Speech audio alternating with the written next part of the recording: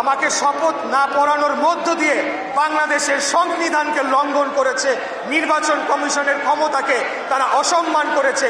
এবং আপনারা দেখেছেন তারা আইনের আদালত মানে না, তারা নির্বাচন কমিশন মানে না, তারা সংবিধান মানে না।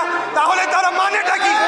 এই বাংলাদেশের মানুষ আমরা যদি আগামীকালকে থেকে তাদেরকে না মানা শুরু করি, সেটার দায় দায়িত্ব কে নিবে?